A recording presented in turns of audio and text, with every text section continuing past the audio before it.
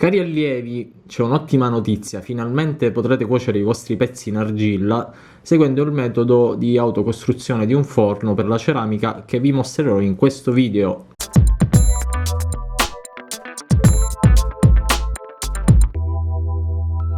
Come prima cosa dobbiamo cercare un bidone per l'olio, va bene uno di recupero, ma se lo trovate nuovo e meno arrugginito è sicuramente meglio. Occorrerà dividerlo in due pezzi, quindi dobbiamo prendere la misura e fare il segno per il taglio. Vi consiglio di tagliare a 63 cm circa. Le misure di questo taglio sono condizionate da quelle del materassino in fibra ceramica, ma questa è una cosa che vedremo più avanti. Intanto, dopo il taglio, vi consiglio di limare bene i bordi, togliere eventuali scaglie metalliche e eventualmente ammorbidire i bordi con un silicone refrattario. In questo modo eviteremo che la fibra ceramica si sfaldi a causa della taglienza del metallo. Il passaggio successivo è il lavoro sulle aperture, quella da dove entrerà la fiamma in basso ovviamente e quella da dove uscirà in alto.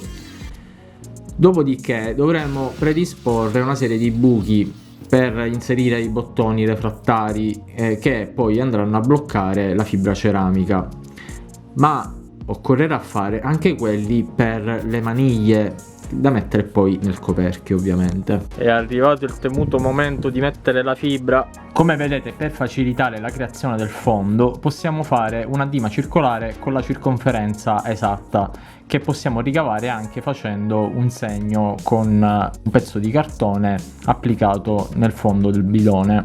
Inseriamo il primo strato di fibra, che non necessita di essere bloccato con i bottoni refrattari, perché essi andranno inseriti dopo l'applicazione del secondo strato.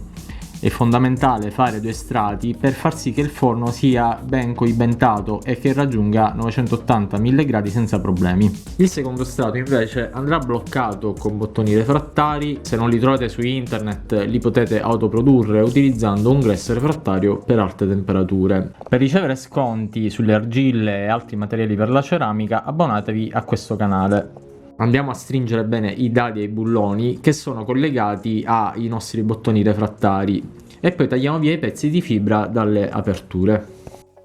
Attenzione! Su internet trovate tanti modi di realizzazione di forni per il raku, alcuni hanno la fibra che straborda fuori dai tagli. Anche io inizialmente ho pensato di realizzarlo così, ma è sicuramente meglio far che la fibra resti in linea con i tagli del bidone, proprio come ho fatto per il mio forno, quello che avete visto in tanti video passati. In sostanza questo forno è possibile utilizzarlo per varie tecniche di cottura, dal raku alla ceramica tradizionale alle alte temperature, può arrivare tranquillamente fino a 1200 gradi. Ovviamente bisognerà munirsi del bruciatore, di un sensore chiamato anche termocoppia, o di collegarlo ad un termometro digitale per misurare la temperatura. Per avere informazioni tecniche su quale fibra comprare, le varie misure dei tagli o come condurre una cottura ceramica, abbonatevi al canale a livello aiuto mastro scultore e contattatemi successivamente via email all'indirizzo info@albertocriscione.com.